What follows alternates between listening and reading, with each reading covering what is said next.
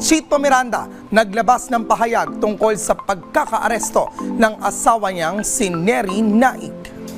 Nito lamang Miyerkules, nag-post sa kanyang social media account ang lead vocalist ng parokya ni Edgar na si Chito hinggil sa pagkakaaresto ng kanyang asawang si Neri.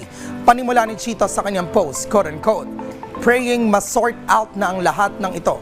Kawawa naman yung asawa ko." Ayon pa sa parokya ni Edgar frontman, never raw nanloko, nanlamang at kumuha o nanghingi ng pera kahit kanino si Neri.